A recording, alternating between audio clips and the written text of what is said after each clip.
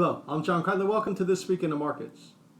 The next Federal Reserve meeting is July 31st, which means the blackout period starts at the end of this week on Friday. Fed Chair Powell spoke one last time at the Economics Club of Washington, D.C.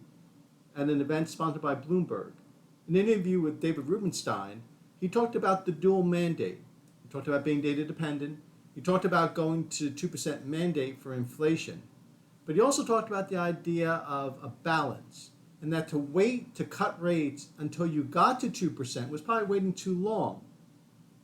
The markets took this, and also calculating the probabilities of former President Trump versus President Biden winning in November, and took these two things, a possible rate cut in September and the former President Trump possibly winning in November, and started to rotate.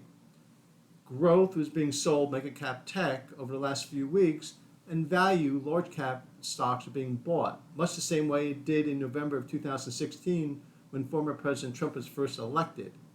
Also, with the rate cuts, small caps would do better because of the leveraged balance sheets that they have. So small caps are being bought, mid caps are being bought, values being bought. So there's a rotation in the stock market. So the major indexes are now being outperformed by the small and mid caps. It was not too long ago, for the last few years in fact, that small and mid caps have badly lagged its large cap counterparts. Remains to be seen if this will continue or if this was only for the month of July. One thing I'm looking at is a former President Trump's interview with Bloomberg. He talked about Taiwan. He talked about Taiwan needing to pay for its defense, and that its semiconductor industry has taken away jobs and much of the activity from the United States.